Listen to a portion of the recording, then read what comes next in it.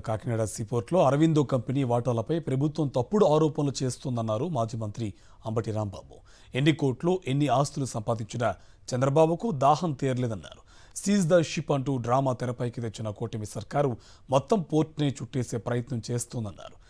అవినీతి పత్రిక అయిన ఈనాడు అడ్డం పెట్టుకున్న చంద్రబాబు బ్లాక్మెయిల్ రాజకీయాలు చేస్తున్నారని మండిపడ్డారు అంబటి.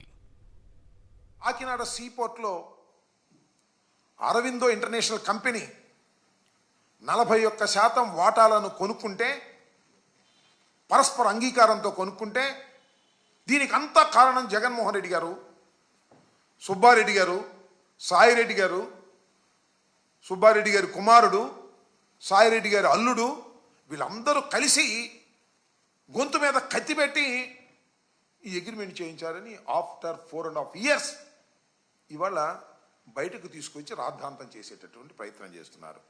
కాకినాడ పోర్ట్ సెజ్లో వాటాలు గుంజుకున్న కేసులో ఆ ఆడిటింగ్ కంపెనీ విజయసాయిరెడ్డికి నామినీ అంట. ఈ auditing company PK Sridhar and సంతానం ఎల్ఎన్పి. ఏదైనా నామినీలు ఉంటే బ్యాంక్ అకౌంట్లకు నామినీలు ఉంటారు, ఆస్తులకు నామినీలు ఉంటారు, కానీ ఈ చార్టర్డ్ అకౌంటెంట్స్కి కూడా నామినీలు ఉంటారు అనేది కొత్తగా చెప్తున్నారు ఈనాడులో. కానీ ఈనాడు విష ప్రచారం చంద్రబాబు నాయుడు గారు చెప్పడం కొంప కొల్లేరైపోయింది. మొత్తం కేవీ రావు గారి మీద గొంతు కత్తి పెట్టేసి మొత్తం లాగేసుకున్నారు, దోపిడీ చేసేశారు అని చెప్పి ప్రజలను నమ్మించాలని. మీదేం పత్రిక అంటున్నా ఈనాడులో పత్రికలో రాస్తున్నటువంటి రాతల గురించి కాదు, అసలు ఈనాడు పుట్టకేంటని అడుగుతా ఉన్నా. ఈనాడు అనేదే మోసపూరితమైన పత్రికగా పుట్టింది. ఇవాళ హైదరాబాద్ హైకోర్టులో మార్గదర్శి ఫైనాన్స్ కథ నడుస్తూ ఉంది. రామోజీరావు గారు చట్ట విరుద్ధంగా డిపాజిట్లు సేకరించాడు అనేది చాలా స్పష్టంగా ఇవాళ ఆర్గ్యుమెంట్ జరుగుతూ ఉన్నాయి. అంత అవినీతి పత్రిక మీది. ఈ పత్రిక చంద్రబాబు నాయుడు గారు కాపాడుతున్నటువంటి పత్రిక ఇది. చంద్రబాబు నాయుడు గారి కోసం కథలు రాసే పత్రిక ఇది.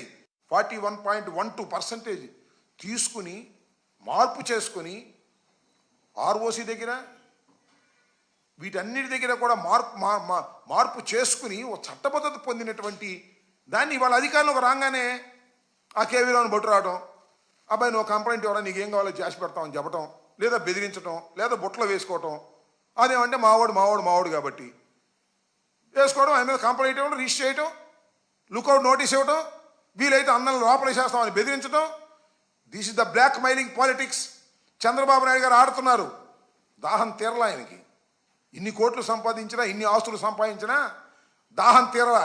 949 కోట్ల రూపాయలు ఇచ్చి చేసిన ఊరిని అబ్బాపురిగా చేసుకోలేదే, అన్నీ అయిపోయినాయే. ఆ తర్వాత మళ్ళీ వాళ్ళ మేము అధికారంలోకి వచ్చాం కాబట్టి ఈ కేసులు తోడదాం, ఈ ప్రాపర్టీస్ డిస్ప్యూట్స్ తేల్దాం, ఇబ్బంది పెడదాం, వీలుంటే నొక్కేద్దాం. నొక్కటం మీ వల్ల కాదని కూడా ఈ సందర్భంగా నేను మనవి చేస్తున్నా. నాకు బాగా నచ్చాడబ్బా చంద్రబాబు నాయుడు గారు. పవన్ కళ్యాణ్ గారిని ఎంత చక్కగా ఉపయోగించుకోవాలో అంత చక్కగా ఉపయోగించుకున్నాడు. ఎందుకో తెలుసా? ఈ కేవీ రావు అనే వ్యక్తి చంద్రబాబు నాయుడు గారి బినామీ అని, చంద్రబాబు నాయుడు గారే పోర్టు కట్టబెట్టాడని భీంకాలు పలికాడు. ఎవరు? పవన్ కళ్యాణ్ గారు. ఎప్పుడు? 19 ఎన్నికల్లో ఉపన్యాసం చెప్పాడు. ఇది అన్యాయం, అక్రమం, దోపిడీ, కేవీ రావుకి మొత్తం కట్టబెట్టేశాడు. అన్ని కేకలేసావే. ఇవాళ వెళ్ళి కేవీ రావు గారికి డిస్ప్యూట్కి ప్రారంభోత్సవం చేసి వచ్చాడండి. ఎందుకు ఈ వ్యవహారం, ఈ దొంగ వ్యవహారం నువ్వు ఎందుకు వెళ్ళా? డబ్బులు తీసుకుంటున్నావా అంటే మా వాళ్ళకి మళ్ళీ కోపం. డబ్బులు తీసుకొని ఎందుకు వెళ్ళి ప్రజాసేవకి వెళ్ళావా?